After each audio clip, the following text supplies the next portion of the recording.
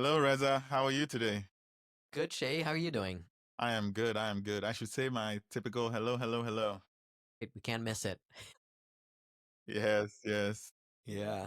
Welcome, our listeners. It's another episode of Future Forward. And Reza, you will be diving deep on a topic we sort of touched on in our last episode that Yeah. we felt needed a deeper dive. Yeah. Yeah. You made me so curious after the last episode where one of the things we did the 5 events that shaped cities, and one of them was rapid urbanization and megacities. And I was Yeah, like, wow, man, we just scratched the surface there. I really want to know more about megacities. And so that's what we're going to talk about today is the future of megacities. perfect. But before we jump into that, Shay, let's welcome our listeners Yes. and then we'll talk about this really interesting topic. We'll dive in. Yes. Welcome, listeners, to our frequent listeners. Thank you so much for always coming back and listening and participating.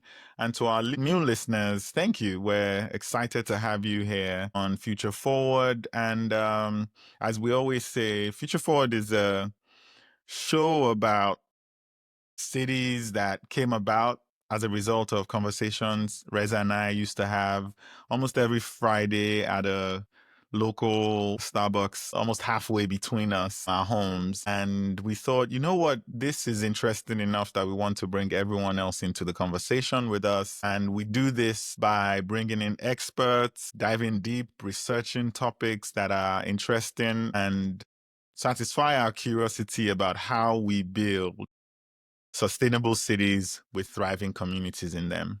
So, welcome. And as we mentioned, we're going to be diving into mega cities today. Yeah. Shay, you did such a good job last week of sort of touching on those 5 events that shape cities, and megacities is a very interesting topic. And we lead by curiosity, and just it made me like want to know more. And it's a very dynamic and complex phenomenon, of urbanization. Megacities, and megacities is defined as cities with a population of 10 million or more, and they're really reshaping our economies, our cultures, and these sustainability efforts. How can you sustain a mega city and keep the thriving, the communities within it thriving? And so we'll use our typical approach of starting with um the history. And so how have cities historically grown into becoming megacities? Like, what are the factors that led cities to be able to become very large? Then we'll talk about the present reality, like what's going on right now, some key statistics on megacities, some of the trends and challenges. And then, one thing that I was very curious about is what's preventing cities from expanding indefinitely? What are the constraints? And then you're going to touch on two of our 21 laws that really apply over here. And then we'll end with strategic foresight about where we're headed, the opportunities and risks in the next 30 to 50 years for megacities. Fantastic. Let's dive Yeah. in. Yeah, let's go. So the historical context, like how did cities become megacities? And it really started with, in ancient times there was urbanization. The first cities, Uruk in Mesopotamia, Mohenjo-daro in the Indus Valley, Thebes in Egypt. There are many other examples like that. They grew as trade, agriculture, and governance hubs. And most cities remained relatively small due to the limits of infrastructure, sanitation, transportation, and this becomes a factor in its growth. So then we had the Industrial Revolution and the birth of large metropolises. This was in the 1800s to the 1950s. And so this industrialization, this industrial revolution really fueled mass urban migration, especially in Europe and North America. By 1800, we had the first city to reach 1 million. That was London. So that was a big milestone, a major milestone in urbanization. And this was all driven by the shift from the agrarian economy to the industrial economy, with key technological advancements like the steam engine and improved transport infrastructure. And so steam engines could be used in these factories. Steam engines also could be used for trains and transportation infrastructure. So you really saw this rapid growth, this concentration of people in London. By 1900, we had two cities, New York and London, that had surpassed 5 million people, becoming the world's first true metropolises. And these really came about because of improvements to sanitation and public transport, high density housing, taller buildings. And that really enabled larger cities to function as a system. And we'll keep coming back to this sort of system view of why cities could grow this big. But the megacity boom really came about, right after that, from the 1950s to today. In 1950, like I said, there were only two of them, two megacities, New York and Tokyo. But by 2000, there were 18 megacities, and this was largely due to rapid urbanization in Asia and Latin America. And so today, there are now 33 megacities with over 500 million people living in them. The majority are in Asia: Tokyo, Delhi, Shanghai, Dhaka, Jakarta, Mumbai, with others in Latin America like Sao Paulo, Mexico City. And we also have rapid growth in Africa with Lagos and Cairo. And so these regions are rapidly developing. So let me pause over here, Shay, about this historical context and how we came to this concept and this enablement of megacities, and see what threads you can pull. Yeah, no, thanks for sharing the history. And the one thread I'll pull there is just to touch on the thing that made it possible for so many people to live in those cities. Because on the agrarian front, we got our water from wells, from streams. But as people moved into cities and rivers, and people moved into cities, and we maintained this very non-sanitary, maybe is the simplest way Mhm. to, where the waste and the input were mixing essentially. And you had cholera outbreaks and the Great Stink in London, 1858. And Dr. John Snow Yes. figured out what was going on and helped galvanize the government of the country, but mainly in London, to address the stink. And the stink was sewage in the rivers spilling over into the smell that they could even experience in Parliament at that time. And so they fixed it. Trust leaders to fix a problem when it really affects them, you know? And so they addressed it and put in public water systems. And I will suggest here, this is the real point of my historical context, that infrastructure and the ability to provide good functional infrastructure, in this case water and wastewater and waste, is what led to the huge rise in being able to house and feed and provide for and serve millions of people in dense areas. Yeah, such a great observation. How can a community thrive if they're not healthy?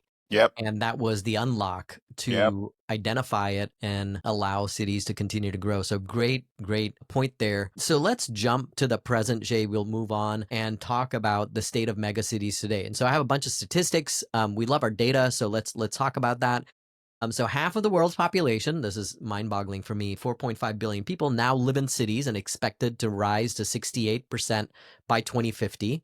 The largest megacities today, by the numbers: Tokyo, 37 million, Delhi, 32 million, Shanghai, 29 million, Sao Paulo, 22 million. So you can see we have these very, very large urban areas, urban cities. The fastest growing ones are Lagos, Kinshasa, and Dhaka. So you see this growth in Africa as well. And this is really driven by high birth rates and rural migration, people from rural areas moving into cities in these developing countries. China alone, and this is fascinating, has 19 cities with over 10 million people. I think 50 years ago they had none, and now they have 19. And so it's just rapid urban expansion is shifting global demographics, especially in Asia. And urbanization rates, while North America and Europe are already highly urbanized, over 80%, Africa and Asia are urbanizing rapidly. So they're sort of catching up with rates of 3 to 4% annual growth in some regions. So that is the part of the world that is rapidly urbanizing, and megacities are starting to grow over there. So I'm going to pause there, get your comments. Yeah, no, we sort of touched on this a little bit last week in the Megacities episode about the rapid rate of urbanization in China, especially, and it coincided with industrializations. It is fascinating to see that it's happening across the world, honestly. Yeah. Yeah. Yeah, exactly. And so with this, we have challenges that come up. And so this is the second topic that I want to talk about as we talk about the present day. We have infrastructure strain in roads, transit, utilities are often overwhelmed. Here's an example: traffic congestion in Jakarta and Mumbai costs billions in lost productivity. I was in Mumbai recently. I mentioned to you how they're trying to build infrastructure to actually address that traffic congestion.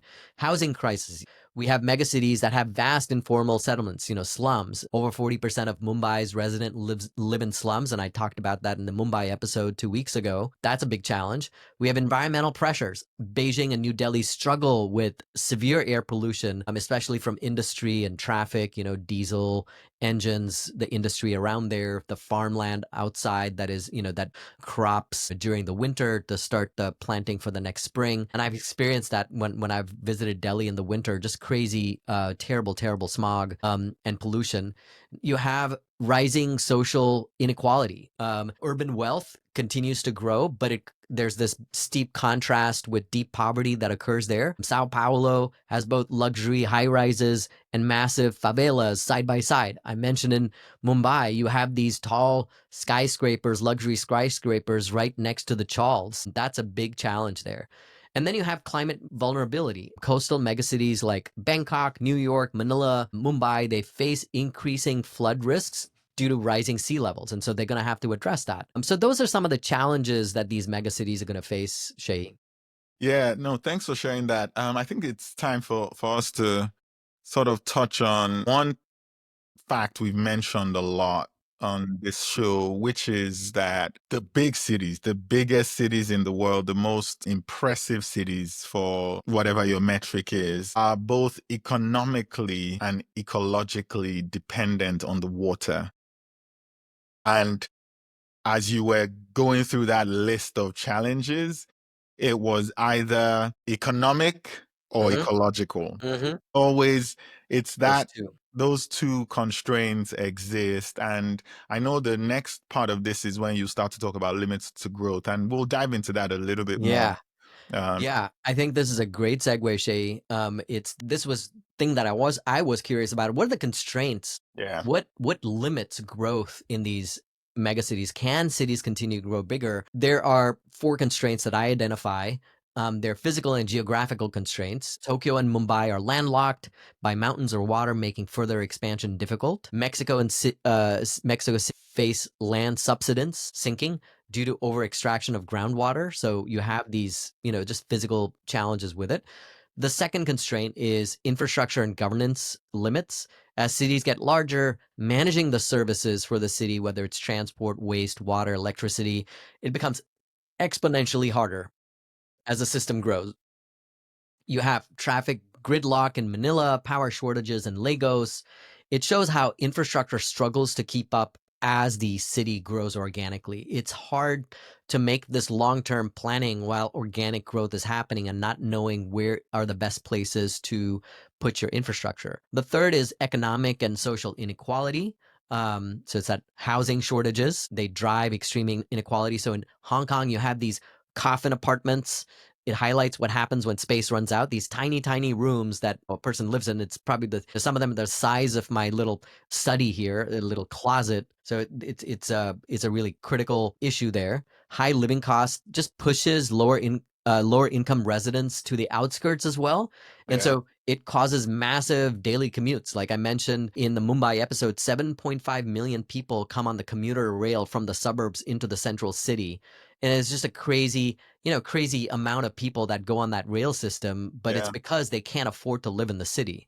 yeah, And then the fourth one here is environmental and climate risks. You have these rising sea levels for cities like Jakarta, which is already planning to move its capital because of it. You have air pollution, megacities like Delhi, like I mentioned, causes major public health crises. It shortens lifespans. They have to shut down schools, school days, certain parts of the week. They have to shut down businesses for certain part of the week because the air pollution is so bad. So all of these four things, like you mentioned, it's economic or ecological. yeah. So I'll let you pull the thread here. Yeah, it's time for us to bring on one of our favorite experts Yes. on systems thinking, Donella Meadows. She wrote a book about the phrase you've mentioned, limits to growth. She wrote it with Dennis Meadows, Horgan Randers. I can't remember the fourth gentleman's name, but it was published in 1972. with Wow. the idea being they were so They were far so ahead of far their forward. time. Yeah. It was this idea that, as we've consistently said on the show, that cities are systems Yeah. and all systems have limits to growth.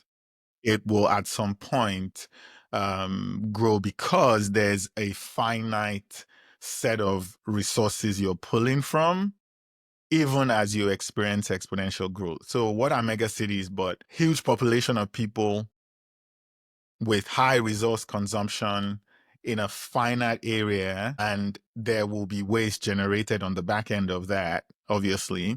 How quickly are you replenishing the resources you utilize as you grow? And if we assume that resources are finite, if we think of the borders of a city, it means at some point you will overshoot Mm, the resources that you have. And that idea, that concept of overshoot is mentioned in the book, where you sort of overshoot the carrying capacity of the space you're in or the resources that are available in that space. And once overshoot occurs, that's when you start to you've hit the limit.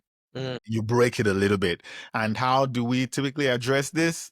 The cities around the mega cities start to experience their own growth as well. To your yeah. point, people are having to travel Yes. vast distances to get into the city because they want to participate in the growth, but they cannot Yes. afford to. Yeah. And then the scarcity starts to become a thing within the borders, whether artificial, landlocked, waterlocked, or whatever it is. You will have these exceedances of the resources, and collapse is the word they use. But what is collapse if not really the fact that homes become unaffordable for the vast majority of the people in the city? Yeah. The inequalities are very, very, the Charles and the big homes that you mentioned Yeah. are side by side, because where else would they be? It's Yes. impossible. You've Yeah. sort of started to hit the limit. And so the ecological or economic collapse Yeah. which follows is an indication of when you've hit the limits to the growth of the city you're in Yes. or the resources you have available within this confined area. So I'll Yes. pause there, but it I love was that. it was very clear to these scientists and system thinkers that there are limits to growth, and we as humans we consistently find ways to break them.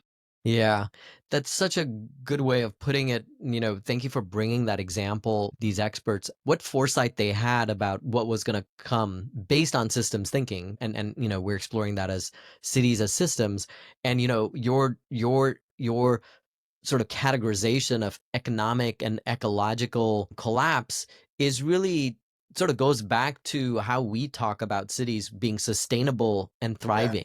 absolutely. That is a factor of, economical and ecological issues that Yep. have to be addressed. You want to do it in a sustainable way so your ecology, operates well, and you Yep. want to do it in an economically good way so your communities thrive within it. So I just realized that as you talked about that category, it comes back to how we think about It cities. is. It is. Um, that was really helpful. So, we picked two laws, Shade, that I think touches on this, and it goes back to these factors that we have identified that are challenges for megacities. So why don't you touch on those, Shade?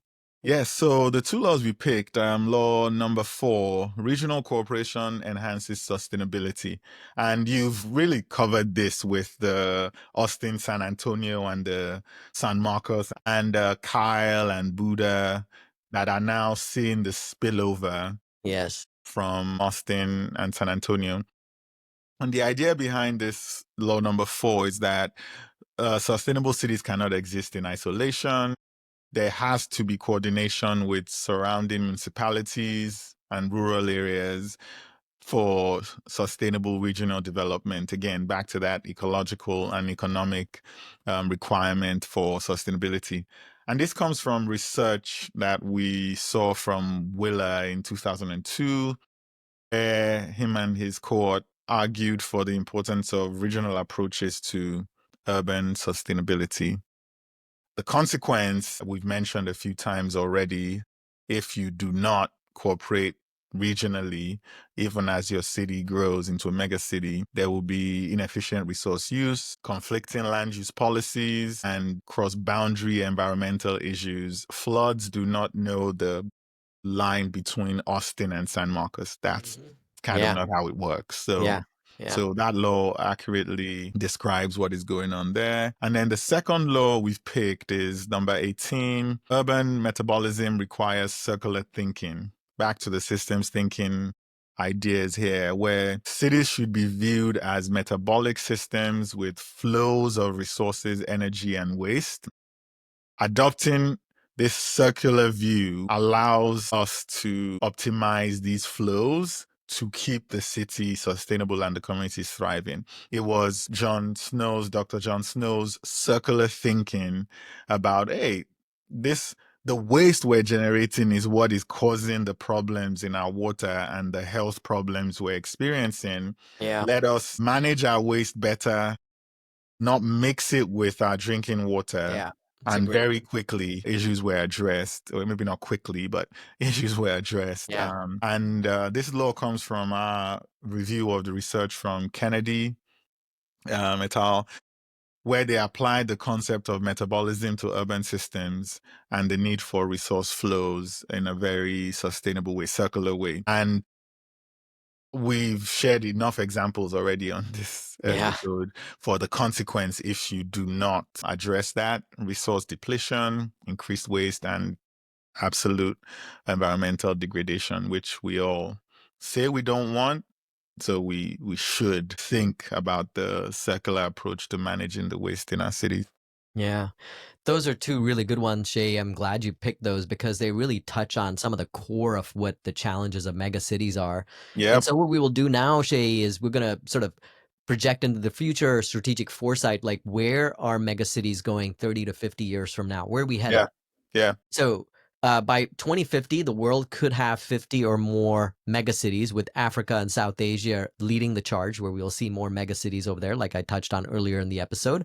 And I'm going to divide this into two sections where I'm going to talk about some of the challenges that could define the future that we need to overcome, and then end on a positive note with opportunities for these future megacities. So let's touch on for the challenges. You can have a lot of climate refugees and displacement.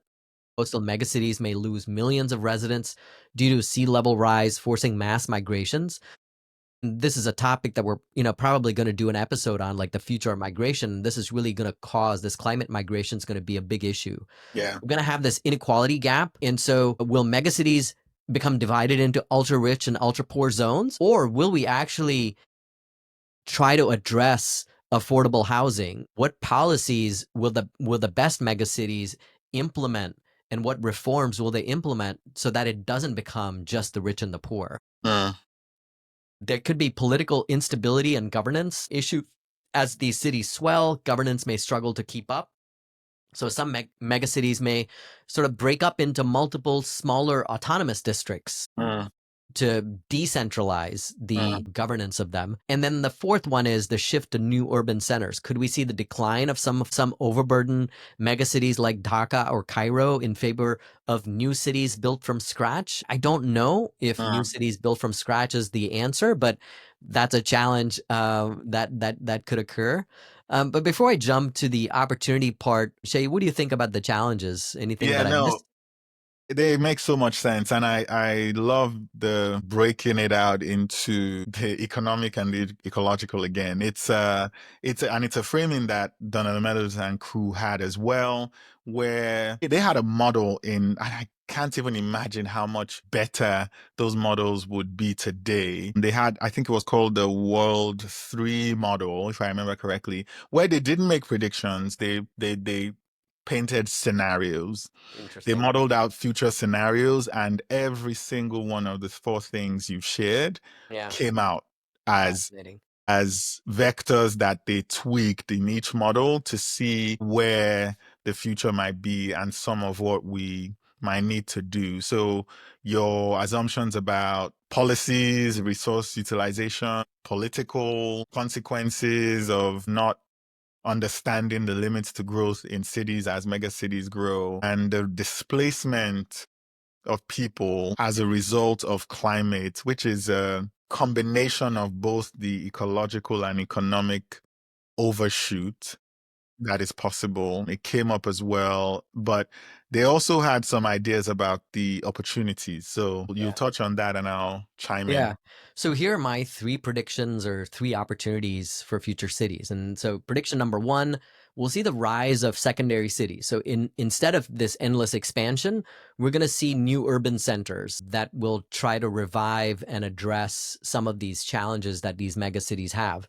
And the example here is Chengdu or Ibadan in Nigeria. So they will emerge to balance growth. Prediction number two is more decentralization of urban planning. Cities will become more multinodal with smaller hubs connected by transit, connected through a governance system, rather than a single urban core with a single centralized urban government. So that's my other second prediction. And then the third one is sort of the best megacities are going to implement new urban technologies in a way that is not the sort of smart city, just technology for technology's sake, but really based on addressing these ecological and economic challenges. And we've touched on some of these sort of future technologies in prior episodes. Yeah. But as we talked about those, we talked about like which of those technologies actually make the city sustainable and those communities within them thrive. And so I believe the best megacities will figure out the way to implement technologies that address these issues. What do you think, Shay? I have to agree. And again, I really appreciate the framing because if I touch on each one very quickly and tied back to limits to growth, the scenarios they painted, and there was a sort of an optimistic slant similar to what you just highlighted with secondary cities, which is a rebalancing essentially. Rebalance a system. Yes, exactly. And you nailed it with that one, that scenario, the rebalancing of the system. And quick personal story here. I grew up in Lagos, Nigeria, but I was actually born in Ibadan Mm, because my parents were both they both went to University of Ibadan and the second to the last trip that I took to Lagos, I went to Ibadan to go do some work with a gentleman who's doing some fantastic work with the utility grids and stuff back there. And that rebalancing is already happening. A really? lot more people have moved to or move from their villages, from the rural areas, and do not come to Lagos Yes. because you almost have to go through Ibadan to get to Lagos from some parts of the country, and they're That just staying in Ibadan. interesting. And It's a so great example. it's so amazing that it's happening. A gentleman who I believe now lives in Austin, Texas, actually built a technology incubator. He moved it from Lagos to Ibadan. Really? And it is a really good rise that I see. So you nailed it with that prediction, Reza. Secondary cities as a thing, Yeah. because the stress is what needs to be rebalanced. And how do you do that? It's by raising some cities and building the necessary infrastructure. Granted, the road transportation between those two cities is not that great yet, but the more economic activity exists between the two, Yeah. there will be Drive resources that. allocated Yeah. to fix Yeah. that. Yeah. Yeah, that's fantastic. Yeah, that's a really good example, Shay. I'm so glad you brought it up because part of what we're trying to do with Future Forward is sort of, with that strategic foresight, seeing some patterns of what is occurring Yep. in the today that Yep. we think are good examples. And, I really want to come back and talk about the new urban technologies prediction that we have. We Yeah. have touched on it, but we talked about it in sort of a futuristic sense. Yeah. I want to like have an episode where we're actually seeing what new urban technologies are working, real examples in real Yeah. cities, so that we can see, is this on the trajectory of addressing these challenges that we see? So, I with every episode, we get excited about, sort of pulling a thread on something else. So No, it's so good. And I think what you're saying is that that episode was a lot more, the episode on the future technologies, we leaned a little bit into the optimism angle Yes. there, which is valid. It's what Yes. you do, it's scenario planning, and you want to pull the threads towards a better future. Imagine the future. Imagine the future, exactly. And then what you're offering we should do, which was also done in the book Limits to Growth, was tack on the realistic constraints of the day Yes. and say what is working. Yes. What is working?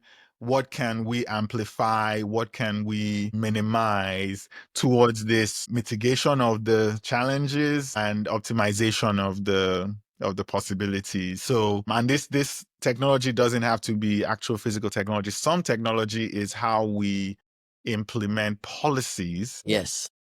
and consequently changes to that as well. What are we seeing today that can work even better in the future, knowing the constraints we have? So I think we just got ourselves another episode to our long list of possible episodes. Right? Yeah, I already wrote that one down. Yeah, Yeah, and thanks Jay for your example because it sort of sparked the ideas. Uh, I love that. You talked about Ibadan because it made me think about it. yeah, So the way that we want to close, Shay, is we typically have a call to action or a mailbag section over here, and today's is a combination, and it's really related to the episode today. So for those of you who are watching this on YouTube. You'll see that I'm wearing my Austin FC T-shirt, and I'm about to go for a game. Austin FC is playing San Diego this afternoon at Q2 Stadium, and my son Zal and I, we have season tickets. We love going to the games, and we've talked about the Q2 Stadium as a really amazing third space where the fan experience makes you feel like an Austinite. It's welcoming. You feel like you belong. You go there, you instantly feel like you're in Austin. And part of the reason why Q2 Stadium works really well is we have a bunch of local businesses that are the vendors in the stadium. And so you feel like you're in Austin. yeah, And what happened recently, we now have season tickets. We're in the northwest part of the stadium, and we found a new place to get tacos. It was called Taco Flats, really near, very close to where we were sitting. And we were so excited because the tacos were great. In Austin, tacos are important. So we got some great tacos there, and I was looking forward to going to the stadium today, getting my tacos. But what's happened is Taco Flats shut down. I heard from my friend Carolyn; she had gone a couple of weeks ago. I'd missed that game because Zal had a birthday party, but she texted me and said Taco Flats is gone. And so I was like, why? And so she deep dived in Reddit to find out like what happened. And it seems that the stadium is making it more and more difficult for local vendors to have a sustainable business. And there are all these rules and regulations. And the Taco Flats owner just at one point said, 4 games into the season, or that, hey, we're shutting down. This is not working for us, which is I'm very, very sad about it. And what it was yeah. replaced by is even more disappointing, which is Double Dave's Pizza, some national chain with terrible pizza. Oh, Not to diss on Double Dave's, but there's much better pizza than that. So it's just disappointing to see that Q2 Stadium is losing a little bit of its identity, and it goes back to this idea of a mega city.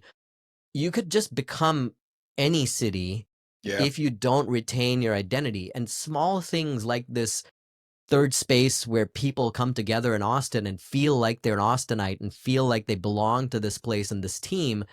When you lose, I mean, those little things actually make a meaningful difference to your experience while you're there. Like, how does it feel for me to know the Taco Flats owner versus buying a pizza at Double Dave's, Shay? What do you think? You nailed it with the Anywhereville, Yeah. USA Yeah. comment. It's exactly how a lot of people have felt about what's happening with the Austin airport as well. Mm, So the Austin airport, if you've been, it's small by most standards. You get fewer direct flights to fewer places than say you're one of the big ones in Dallas or one of the big ones in Houston. But what you did get at the airport was some of the local businesses providing the concessions while you wait to get on your plane. Well, that is no longer the case. It's Yeah, much fewer. expanding. Yeah, Yeah, much fewer local brands in there. And while, yes, it's great to have a bigger airport that you can get to more places because it was a pain to be plane hopping to get to Dallas before you go out of the country or something, you didn't have to lose the local businesses. Anyone who's passing through Austin who stops at the airport should be able to say, you know what, I remember Austin Airport because it had XYZ. Spirit of just growing and making it difficult for the small vendors to do business. Austin is losing that identity yeah, too. And you want to be careful about that. Otherwise, you just become bland like anywhere else, yes, which unfortunately, in my opinion, is part of how you reach the overshoot of yes, what makes you Austin, Texas, or whatever it yes. is. Yeah. It's such a good way of tying it to the airport. I have noticed that as well, and tying it back to, you know, the system issue of overshooting when you start losing identity. I mean, these are subtle things, but they Yeah. actually are meaningful Yeah. in how you feel about a city. And so, yeah. So with that, Shay, as always, this was so much fun. Yes. We love doing this. I love doing this with you. Same. And I hope our listeners enjoyed it too. We'd love your feedback. We have our email, hello@future4.fm. You're welcome to even send us a voice note, record something, send it to us. We'll play it on the podcast. Absolutely. And if you, we say rate and review, like and subscribe, but if you add a review to our the podcast platforms, we will happily read it on the show to share it with others. So I encourage you to share your reviews about that. We'll read some of the reviews we already have. But yeah, thank you for listening, everyone. Can't wait to talk to you the next time. Yeah, see you the next time around. Bye. Thanks. Bye.